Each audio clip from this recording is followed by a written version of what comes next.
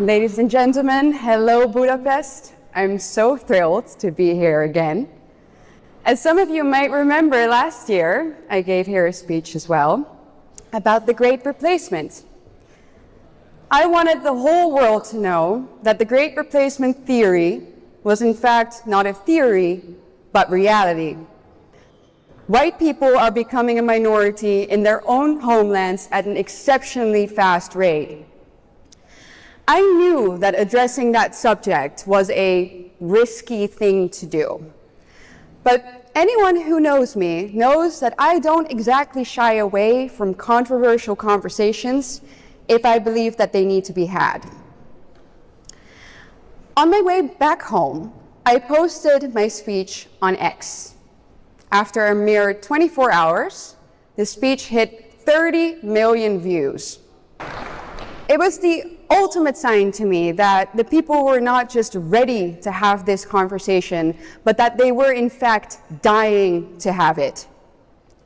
Their concerns and experiences that had been ridiculed and dismissed for decades were finally being brought to light.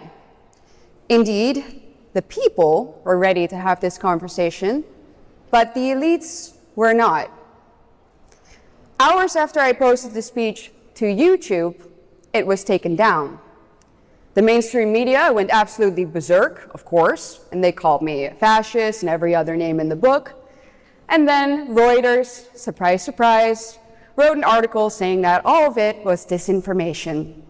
But after years of fighting this fight, ladies and gentlemen, those things don't really faze me anymore. And now, thanks to the power of X and thanks to the fearless people of CPAC, here we are, once again, 1 year later. What has changed in that 1 year? For me personally, a lot. I became a wife to my wonderful husband, Francesco. And I became a mom to our beautiful baby boy, Filippo Leonard. But politically, even more happened. And I want to start off with the good news. Donald J. Trump won the elections and is currently, once again, the President of the United States of America. And not only did he win the elections, he is making America great again at such a record speed that is hard to keep up with. Within just months, Trump managed to start mass deportations, banned sex change procedures for children, and he left both the World Health Organization and the Paris Agreement. It's incredible to see a leader stick to his promises and deliver. And that's where we get to the bad news. Where America is on a path to cultural revival, order, and economic prosperity, Europe is heading for total and utter destruction. In last year's speech, I walked you through an average week in Europe, talked about rapes, stabbings, and terror attacks that were committed by migrants and still are committed by migrants on a daily basis. Because since then, ladies and gentlemen, things have only deteriorated here in Europe. Many experts have been warning for years now that a civil war is impending. But I believe that our reality is actually worse than that. In a civil war, there are two sides fighting. Here in Europe, only one side is. And I can tell you that it's not us. It's not the white native population of Europe.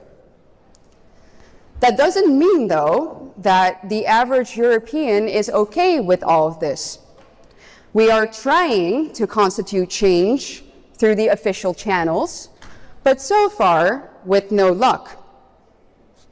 For example, in my country, the Netherlands, Geert Wilders' party got a whopping 25% of the votes in the elections of 2023. That's more than he's ever gotten before. And Wilders' single most important aim has been to close the border. In fact, our current government has implemented the, and I quote, toughest immigration policy our nation has ever seen. The result? 130,000 immigrants entered in the past year alone. Despite Wilders' efforts, So much so for the toughest immigration policy we've ever seen. And this is a pattern we see everywhere in Europe. Right-wing parties win the elections. In some countries, they even win with 30% of the votes. But since they never gain an absolute majority, coalitions have to be formed. And what always ends up happening is either one of the three following options. Option A, despite the right wing winning, the centrist parties then say, oh no, but that party is too extreme for us and we don't want to form a coalition with them. Or option B, even if a coalition does get formed, the policies get watered down so much so that nobody gets what they voted for. Or C, and this is something that we see increasingly often in Europe, the legal system steps in and thwarts all true right-wing effort by deeming the policies to be in violation of European law and human rights.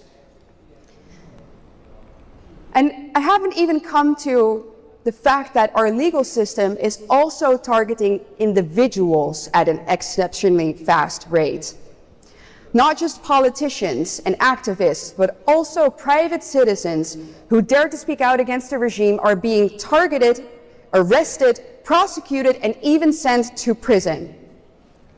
Keir Starmer, also known as two-tier Keir, is an absolute master at that. He is turning the UK into one of the most unfree countries in Europe. Right now, he's even looking to introduce sentencing guidelines under which white men will be punished harsher than women and minorities. Ladies and gentlemen, last time I checked, there is a word for that: apartheid.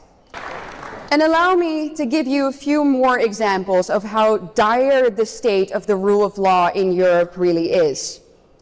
2 weeks ago, I gave a speech in Milan at a remigration summit. Right before the conference was supposed to take place, a couple of German activists, young German activists, decided to travel to Italy, but were notified by the German government that they were banned from leaving the country. Why? Well, because it would damage Germany's reputation. Yes, you heard me right. Potentially damaging your government's reputation, whatever that may be, is now ground for them to take away your constitutional rights. Heroically, those young activists decided to come anyway, so they crossed the border into Italy and attended the conference. But upon their arrival back in Germany, they were met at the airport by a heavily armed police force and brought into detainment. All of that simply for attending a conference to talk about the subjects that the elites don't want you to talk about. My last example is a personal one. A few weeks ago, I got a notification from Apple saying that my phone was under mercenary spyware attack. Mercenary spyware. So we're talking highly sophisticated government-level spyware that is used for counter-terrorism. That means that they can look at me through my camera in real time, they can listen to my conversations, and they can go through every single file on my phone. That is what happens in Europe when a perfectly normal, law-abiding citizen goes against the grain. So, let's face the facts here. Democracy is dead. Stone cold dead. However, the illusion of democracy is very much kept alive. We are being ruled by leaders who claim that they are democratic leaders, and they force us to play along with their games. In fact, many people do so happily. And that is what makes modern-day tyranny arguably worse than what we see in the history books. In the DDR, you at least knew that the government was listening in on you. In the USSR, you at least knew that going against the government could end you in the gulags. In Mao Zedong's China, going against the government was something that surely would have you met with violence. But make no mistake, being a dissident now is just as dangerous as it was back then. Our regime uses pretty words to hide their intentions, but they pervert and invert our definitions all the time. They say that to maintain peace in Europe, we need to go to war with Russia. They say that to protect democracy, we have to ban right-wing parties. And they say that to safeguard freedom of speech, they need to censor disinformation. Just like in Orwell's 1984, war is peace, freedom is slavery, ignorance is strength. And now, ladies and gentlemen, we can find the embodiment of that regime in one person in particular. The worst leader of them all, the President of the European Commission, Ursula von der Leyen. America got 4 more years of Trump. We, here in Europe, got 5 more years of Ursula von der Leyen. The thing is, though, that no one ever voted for Ursula von der Leyen. No one ever voted for her, yet she is one of the most powerful people in Europe, and she's implementing some of the most destructive policies that our continent has ever seen. Just to give you a few examples, she's the one who introduced the Green Deal, crippling our economy. She's the one who introduced the Migration Pact, replacing our native population. And now she's attacking our national sovereignty even further by introducing the Rearm Europe program, an 800 billion euro defense fund mostly used for Ukraine, a country that isn't and should never be part of the European Union.